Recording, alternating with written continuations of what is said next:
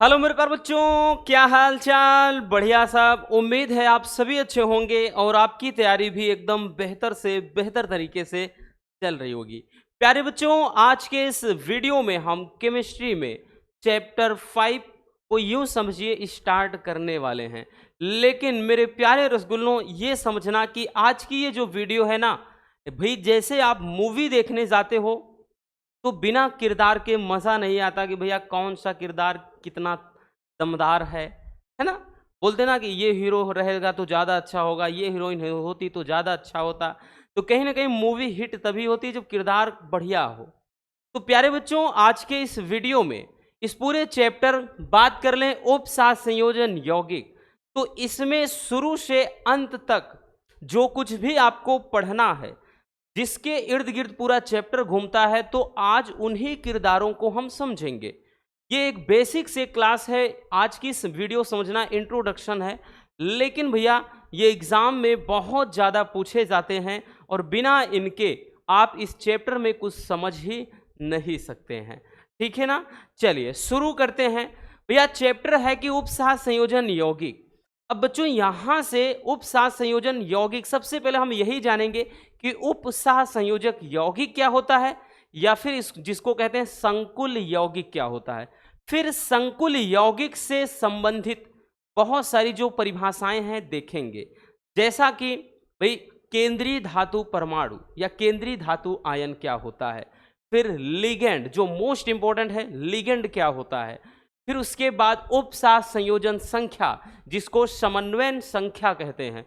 ये सब कुछ आज हम इस वीडियो में बहुत सिंपल तरीके से निपटाने वाले हैं, और ये दावे के साथ कह रहे हैं भैया इतना आसान आपको कहीं नहीं मिलेगा। जाओ तुम चाहे जहां, याद करोगे वहां। ठीक है, किसे? मोनू सर को। तो भैया चलिए देख लेते हैं। सबसे पहले बच्चों जो हमारा भैया चैप्टर है वही जानते हैं कि उपसह संयोजक या उपसह संयोजक यौगिक, या फिर हमने बताया भैया, या इसी को क्या बोलते हैं, संकुल यौगिक। संकुल यौगिक क्या होता है? ठीक है, उपसाथ संयोजन, भाई उपसाथ संयोजन यौगिक, या फिर यूं कह ले भैया संकुल यौगिक क्या होता है। चलिए देखते हैं कि संकुल यौगिक या उपसाथ संयोजन यौगिक किसे कहते हैं। ठीक, चलिए भैया, तो देखिए उपसाथ संयोजन यौगिक होते क्या हैं। ऐसे यौगिक, एकदम बेसिक वाली परिभाषा, एकदम सरल वाली, ऐसे यौगिक जिन्हें जल में घोलने पर ये भैया वियोजित या फिर आयनित नहीं होते हैं। ठीक, कहने का मतलब अपनी पहचान खोने नहीं देते हैं, अपनी पहचान बनाए रखते हैं। ऐसे यौगिक को कहते हैं संकुल यौगिक, और इनकी संरचना अत्यंत जटिल होती है, और हमें पूरे चैप्टर में इसी के बारे में पढ़ना है। ठीक है, ये चैप्टर बहुत सारे बच्चों को डिफिकल्ट लगता है, बट डोंट वरी, हम है ना, तो ये भैया डिफिकल्ट, कठिन है, मुश्किल है ना, हार्ड है, ये सब सोचना ही नहीं है। ठीक, चलिए सबसे पहले भाई परिभाषा देख लेते हैं। लिखेंगे बच्चों, हम परिभाषा में लिखेंगे भैया, लिखेंगे कि ऐसा यौगिक, ऐसा यौगिक जिसे जल में घोलने पर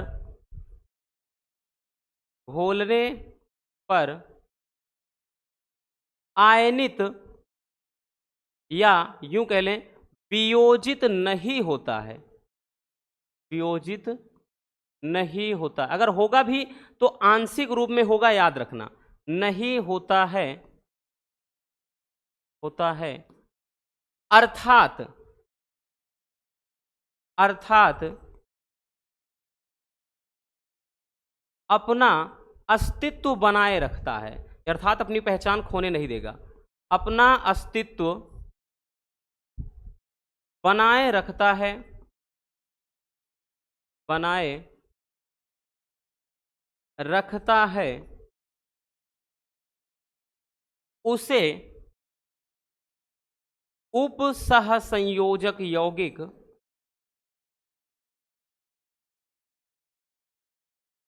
यौगिक या संकुल यौगिक कहते हैं, या संकुल यौगिक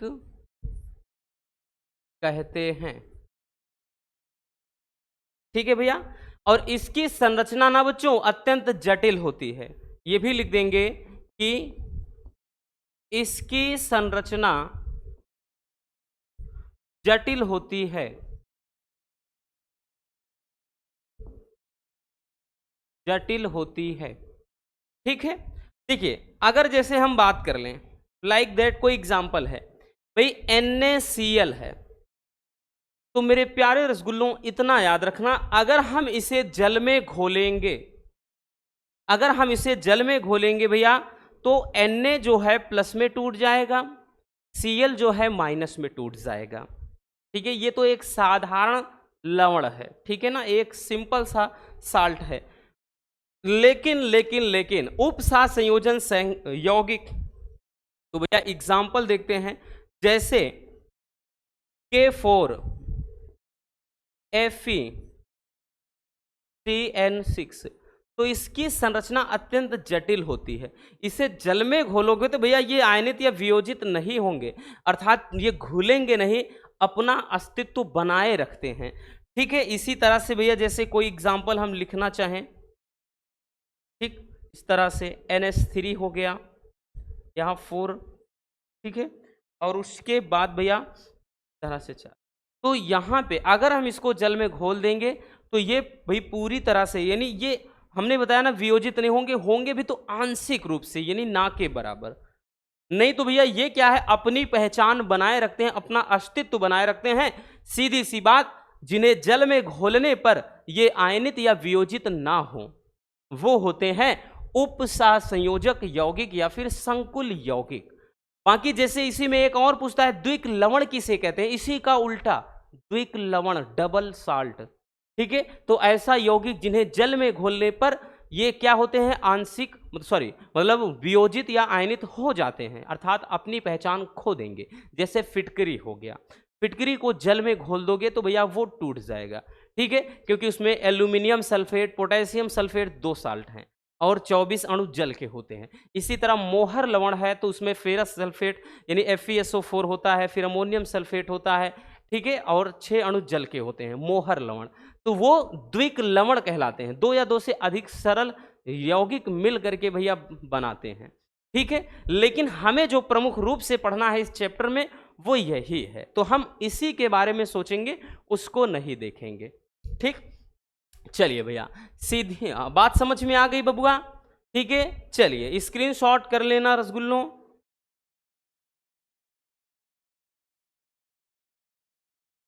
हो गया, आगे चलते हैं।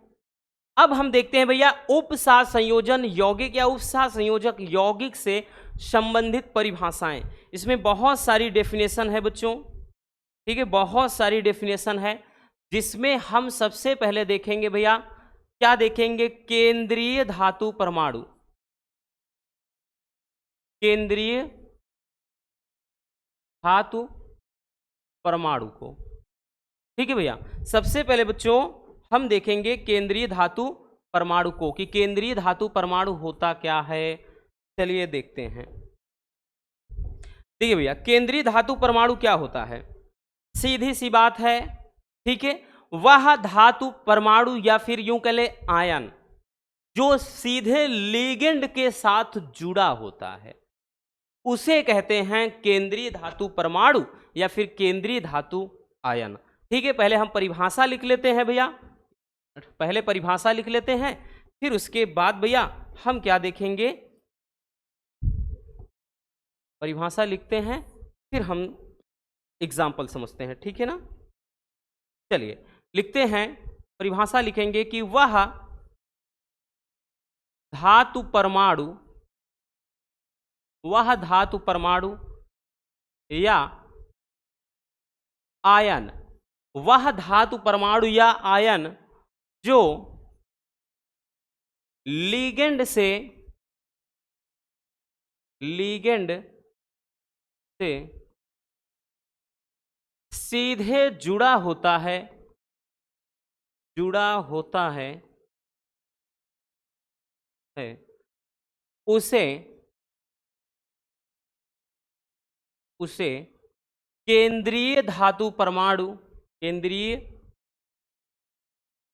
धातु परमाणु या केंद्रीय धातु आयन कहते हैं। धातु आयन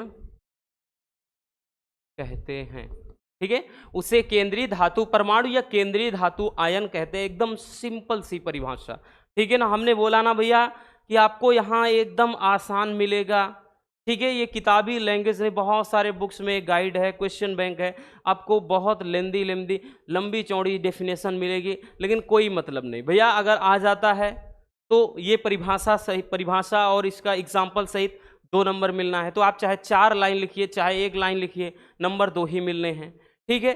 तो हम क्यों ना थोड़े शब्दों में, थोड़े शब्द में ही क्या कर दें, बढ़िया तरीके से समझा दें, ठीक है। तो वह धातु परमाणु या आयन जो लिगेंड से सीधे जुड़ा होता है उसे कहते हैं केंद्रीय धातु परमाणु या केंद्रीय धातु आयन। चलिए एग्जाम्पल समझते हैं भैया। एग्जाम्पल में जैसे भैया एग्जाम्पल है, लिख लेते हैं कि K3FeCN6, ठीक है। इसी एग्जाम्पल को लेकर हम सब चलते हैं सब में। जैसे K3FeCN6, प्यारे बच्चों यहां पे आप ध्यान से समझिएगा। यहां पे अगर कोई पूछ ले कि इसमें केंद्रीय धातु परमाणु क्या होता है, तो इसमें ये वाला जो है ना, इसी को बोलते हैं केंद्रीय धातु परमाणु, केंद्रीय धातु परमाणु या फिर केंद्रीय धातु आयन। अब लिगेंड से कहां जुड़ा है हम कैसे समझेंगे, तो ये जो कोष्ठक वाला होता है ना, लिगेंड है, तो भैया ये लिगेंड से डायरेक्टली इसके संपर्क में है। अब लिगेंड क्या होता है ये भी जानना जरूरी है, तभी हमको समझ में आएगा, ठीक। पहले तो इतना समझ गए कि केंद्रीय धातु परमाणु क्या होता है, तो भैया वह धातु परमाणु या आयन जो लिगेंड से सीधे जुड़ा होता है या लिगेंड के संपर्क में होता है उसे कहते हैं केंद्रीय धातु परमाणु। आई बात समझ में। चलिए बच्चों अब देखते हैं भैया हम लिगेंड, जैसा कि बताया, अब लिगेंड की परिभाषा समझ लेते हैं, ठीक है। डोंट वरी, अभी स्क्रीनशॉट करने का मौका मिलेगा भैया, आपको स्क्रीनशॉट करने का मौका मिलेगा, 1 मिनट। चलिए अब लिगेंड जान लेते हैं कि भैया लिगेंड क्या है। लिगेंड भी आपका काफी ज्यादा इंपॉर्टेंट है। और भैया लिगेंड तो बच्चों ध्यान देना, लिगेंड के प्रकार वगैरह पूछा जाता है, अभी केवल हम लिगेंड समझ रहे हैं, ना कि लिगेंड के प्रकार, क्योंकि लिगेंड के प्रकार में आवेश के आधार पर होता है, दाता परमाणुओं की संख्या के आधार पर, वो तो one of the most important topic है इस चैप्टर का। बट अभी तो ये इंट्रोडक्शन है, ठीक है। इस चैप्टर में हमको क्या समझना है वो जानना जरूरी, क्योंकि ये सब परिभाषा बहुत ज़्यादा पूछे जाते हैं।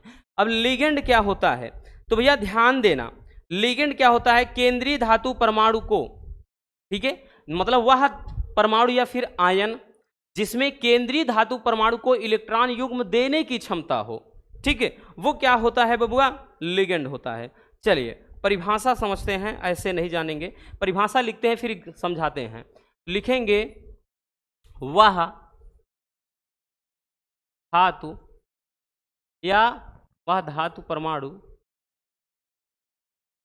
धातु परमाणु या आयन, वह धातु परमाणु या आयन जिसमें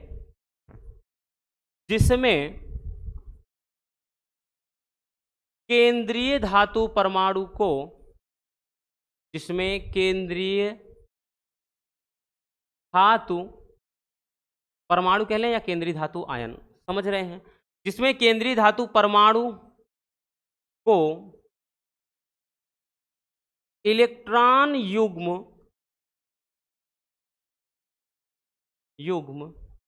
इलेक्ट्रॉन युग्म देने की क्षमता होती है, देने की क्षमता होती है। भैया क्या होता है? केंद्रीय धातु परमाणु को इलेक्ट्रॉन युग्म प्रदान करने की या देने की क्षमता होती है, उसे लिगेंड कहते हैं। क्या कहते हैं बच्चों? उसे लिगेंड कहते हैं। ठीक है, एकदम बेसिक सी भैया डेफिनेशन है। ठीक, चलिए एग्जाम्पल समझते हैं इसका। अभी एग्जाम्पल समझिए, देखिए सब में हम आपको एक ही भाई हमने बताया ना K3 FeCN6, एक ही एग्जाम्पल से इसीलिए समझा रहे हैं ताकि भैया एक एग्जाम्पल में सब कुछ बता सकें कि इसमें क्या कुछ होता है। ठीक है, बाकी एग्जाम्पल बहुत सारे हैं, आप इसको लिख लीजिए।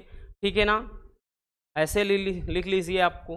ठीक है, तरह से करके आयन वगैरह, तो बहुत सारे डेफिनेशन है, मतलब बहुत सारी एग्जाम्पल है, ज़रूरी नहीं। अब ये मत सोचिएगा कि यही एक लिए सब में, हम इसलिए एक लिए हैं ताकि एक ही के मदद से ही सब बता सकें।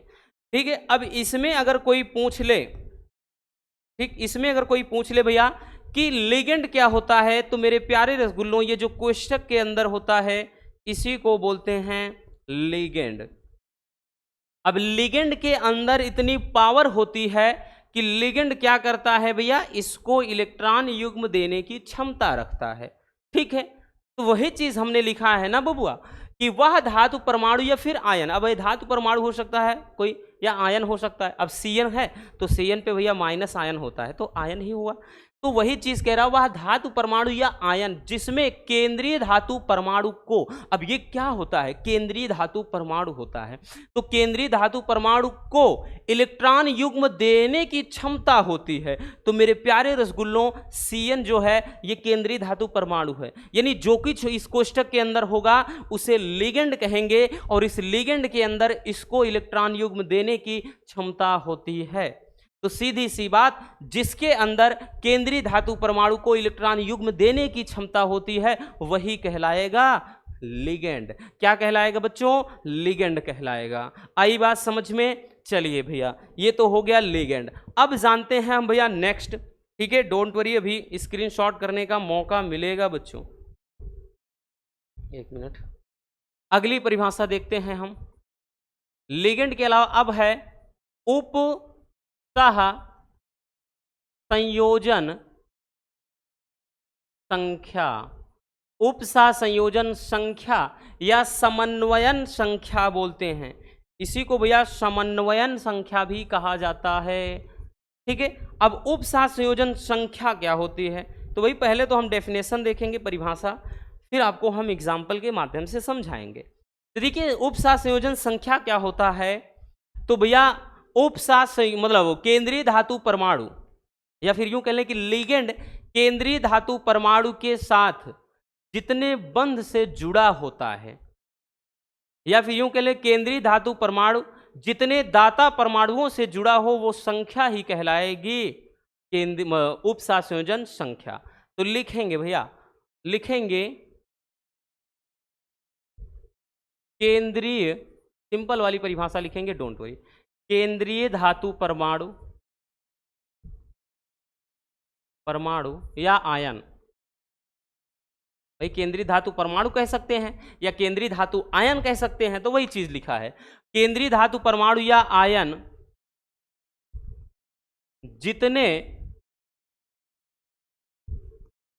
दाता परमाणुओं, जितने दाता परमाणुओं से जुड़ा होता है, जितने दाता परमाणुओं से जुड़ा होता है उस संख्या को ही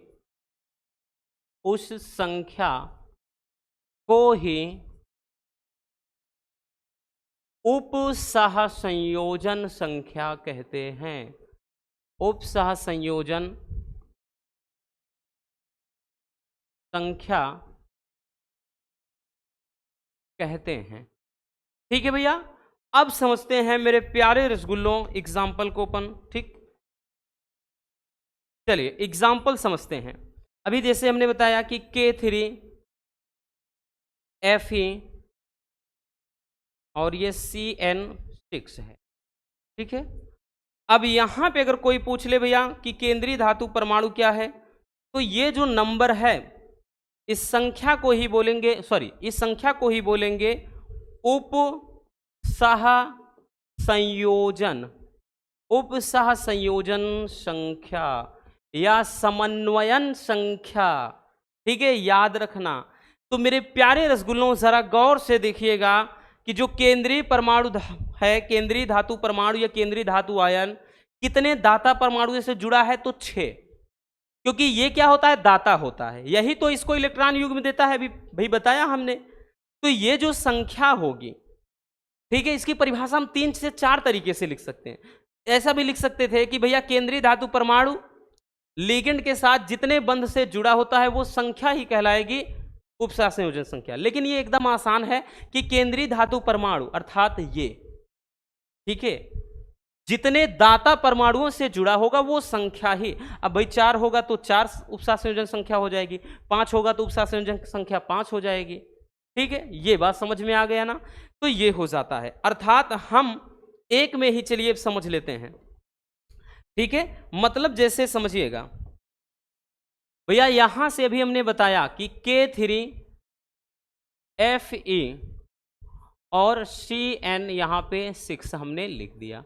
ये एक क्या होता है, तो ये एक है संकुल यौगिक। क्या है भैया, इसे बोलेंगे संकुल यौगिक।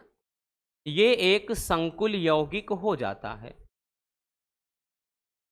ठीक है, एक संकुल यौगिक हो जाता है। अब यहां पे ध्यान से समझिएगा, एक मिनट, यहां समझिए, ये जो भैया होगा एक, हाँ, ये जो होता है इसको भी हमने बताया क्या पढ़ सकते हैं हम, इसको हमने बताया क्या पढ़ सकते हैं, तो इसको पढ़ते हैं केंद्रीय धातु परमाणु, अर्थात ये क्या होता है, केंद्रीय धातु परमाणु होता है। अब भैया ये जो प्यारे बच्चों जो कोष्ठक के अंदर होता है इसको क्या पढ़ते हैं, तो इसे लिगेंड कहा जाता है। फिर उसके बाद बच्चों ये जो नंबर होता है ना, ये जो संख्या होती है, इस संख्या को क्या पढ़ते हैं, उप सह संयोजन, उप सह संयोजन संख्या। ठीक है, उप सह संयोजन संख्या होती है। बाकी बच्चों इधर जो है ये ध्यान देना, जैसे पोटेशियम, ये तो इधर ये जो है आयन को बताता है कि भैया ये आयन है। ठीक है, जैसे K पे प्लस आयन है तो ये वाला पूरा माइनस हो जाएगा।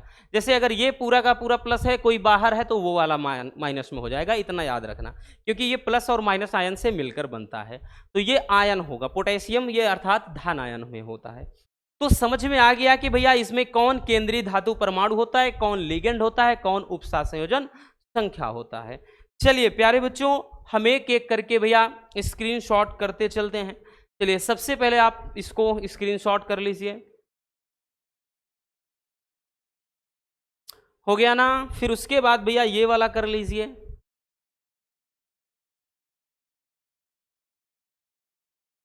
हो गया। फिर उसके बाद ये नेक्स्ट लिगेंड क्या है, हो गया। चलिए आगे चलते हैं, उपसह संयोजन संख्या क्या होता है। ठीक है, और उसके बाद तो भैया ये करने की जरूरत नहीं है, ये हमने केवल अब जो सब कुछ हमने अभी तक देखा हमने मिला के यहां पर सब कुछ बता दिया। ठीक है, आई बात समझ में। आई होप ये कॉन्सेप्ट आपके माइंड में अच्छे तरीके से स्टोर हो गया होगा। ठीक है, अगर वीडियो पसंद आई हो तो मेरे प्यारे रसगुल्लों वीडियो को लाइक ज़रूर कर देना, और नए हैं तो चैनल को सब्सक्राइब ज़रूर कर लीजिए, ताकि इस तरह के आपके पास मोस्ट इम्पॉर्टेंट कंटेंट पहुंचते रहें। मिलते हैं किसी और शानदार टॉपिक के साथ। Love you, bye bye, take care. हाँ, एक प्यारा सा कमेंट बॉक्स में छोड़ दीजिएगा।